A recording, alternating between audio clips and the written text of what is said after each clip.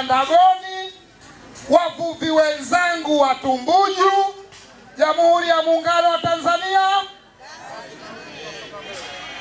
Dr. Samia oye! Ndugu mwenyekiti, kama ambavyo msemaji aliyepita ameainisha kwamba leo tupo kwenye mkutano wa kampeni na ni muendelezo wa mikutano yetu toka tumeanza. Tumepita maeneo mengi, lakini leo tarehe 15 kidhati kabisa tukasema tuje kuomba kura kwenye eneo hili. Ndugu mwenyekiti, mimi nafahamu muda huu tuliokuja wenzetu wanataka kwenda kwenye shughuli za kimaisha. Kwa mwenyekiti, kupendeza niongee kwa muda mfupi ili niwanyanyue wagombea wetu wapate kuzungumza na wananchi hawa. Lakini mwenyekiti, sisi tunafahamu kwamba Tumbuju ni eneo la kiuchumi. Sisi tunafahamu kwamba Tumbuju ni eneo la mkusanyiko mkubwa wa wananchi hawa. Yapo mambo Tumbuju yanahitaji kuboreshwa, lakini wenye uwezo wa kuyaboresha ni Chama cha Mapinduzi. Lakini nataka nizungumze leo na wavuvi wenzangu. Sote tunafahamu namna ambavyo tunaendesha shughuli zetu, lakini kila mmoja anafahamu shughuli hizi zinahitaji kuboreshwa kwenye miundombinu yake. Lakini wote tunafahamu changamoto ambazo tulikuwa nazo miaka 5 iliyopita kwenye shughuli za uvuvi. Lakini sote ni mashahidi miaka 5 ya Daktari Samia Suluhu Hassan, mbunge wa jimbo hili Omari Juma Kipanga, namna ambavyo eneo la uvuvi wametuhurumia sana. Mwenyekiti, mimi mvuvi, mimi na wavuvi wenzangu 15-20 au 10-15, hakukuwa na mvuvi yoyote ambaye alikuwa anaaminika kwenye taasisi za kifedha. Hakukuwa na mvuvi yoyote ambaye alikuwa anakopesheka. Hakukuwa na mvuvi yoyote ambaye aliwahi kusaidiwa mtaji wa aina yoyote. Lakini leo tunapozungumza, serikali ya Daktari Samia Suluhu Hassan na mbunge wa jimbo hili QS Omari Juma Kipanga, kuanzia 2020 hadi 25, mwenyekiti, katika watu tunaaminika kwenye taasisi za kifedha ni sisi wavuvi. Na ndugu zangu, jambo hili halikuja kwa bahati mbaya. Daktari Samia alijua kwamba ametoka kwenye mifupa ya wavuvi. Daktari Samia alijua ametoka kwenye maeneo ya uvuvi. Lakini Daktari Samia alijua kwamba amesomeshwa na uvuvi. Ndio hivyo na mbunge wa jimbo la Mafia. Kwa maksudi, rais wetu akachukua juhudi kubwa kwanza kuzungumza na taasisi za kifedha na kuwapa maelekezo, lakini yeye mwenyewe kuziwezesha taasisi za kifedha na kuwaambia, nendeni mkawakopeshe wavuvi, nendeni mkawasaidie wavuvi. Leo mwenyekiti, kama utapita uzunguke kwenye ufukwe, kama kuna mashine 40, basi mashine 30 tumekopa kwenye taasisi za kifedha. CCM oye! Ndugu zangu, jambo hili ni kwa sababu viongozi wetu wana huruma kubwa na wavuvi, lakini wanahitaji maendeleo ya wavuvi yaweze kusimama. Lakini mwenyekiti, sambamba na hilo, miaka 5 kutoka 15 hadi 20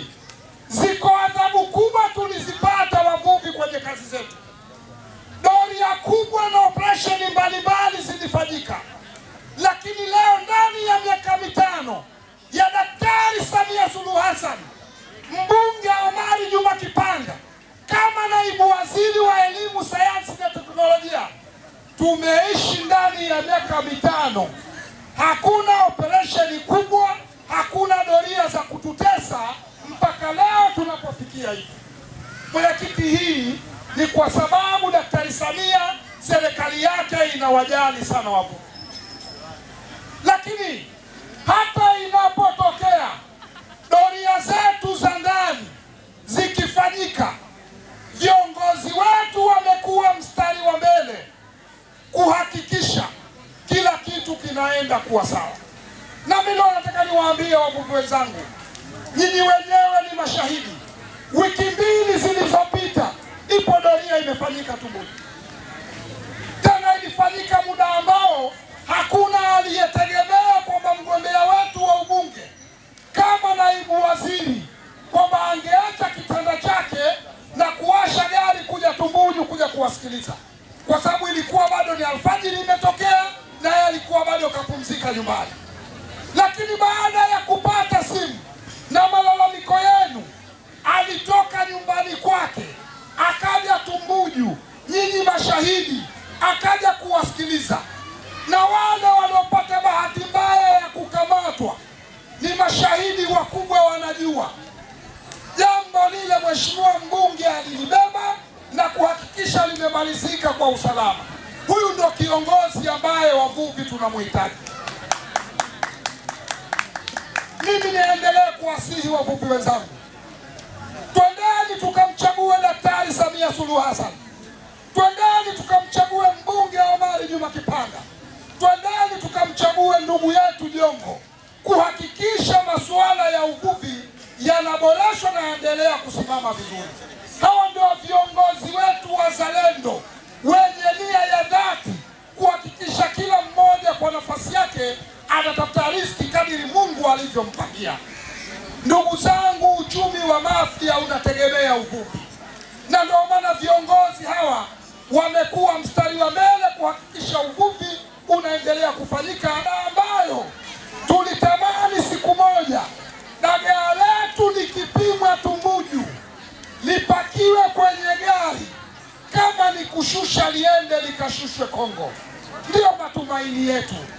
Ndugu zangu, mimi nataka niwaambie, kwa kumpigia kura Dr. Samia Suluhu Hassan, kumchagua mbunge Omari Juma Kipanga, kumchagua diwani Khalifa Abraham Jongo, jambo hilo linaenda kumalizika mapema. Barabara itaboreshwa kwa sababu fedha tayari zipo. Viongozi wetu hawaendi kutafuta pesa. Viongozi wetu pesa wanazo mkononi. Kazi yao ni kwenda kusimamia, kuhakikisha mkandarasi barabara hii anaitengeneza kwa ubora wake. Viongozi hawa wameshahangaika kutafuta pesa. Niwaombe sana ndugu zangu, ifikapo tarehe 29 tuhamasishane kwa pamoja, tuambiane kiudhati, twende tukapige kura kuhakikisha viongozi wa Chama cha Mapinduzi wanaingia madarakani na kwenda kuondoa changamoto zetu. Ndugu zangu, si tunafahamu uwepo wa kundi la wavuvi umekusanya makundi mengi kwenye shughuli hii. Tunafahamu Tumbuli ongezeko la watu lilivyokuwa kubwa. Tunafahamu Tumbuli shughuli zinazoendelea. Ndugu zangu, tulisema pale Chunguruma, tukasema kwa hali halisi ilivyo, kwa uwepo wa watu wa Tumbuli, zahanati yetu Chunguruma imeelemewa. Ndugu zangu, ili tupate zahanati kuboreshwa, ili Tumbuli ijengwe zahanati kwa wingi wa watu waliokuwepo, lazima tuchague Chama cha Mapinduzi. Mimi nataka niwaambie, mbunge aliyemaliza muda wake, ambaye hadi leo ni naibu waziri wa elimu, sayansi na teknolojia, suala la zahanati kwake ni jambo la kawaida. Ana uwezo mkubwa na vizuri zaidi, ameshamaliza kupeleka zahanati kwenye vijiji vyote. Kwa uwezo wa kuongeza zahanati Tumbuli ni jambo ambalo lipo ndani ya mikono salama kwake. Ana uwezo wa kutafuta fedha na kuhakikisha zahanati inajengwa Tunduru. CCM oye! Ndugu zangu, mimi niwaombe sana ifikapo tarehe 29 kwa pamoja, na mwenyekiti nilisema kwenye mkutano huu, ndugu zetu hawa wavuvi watusaidie.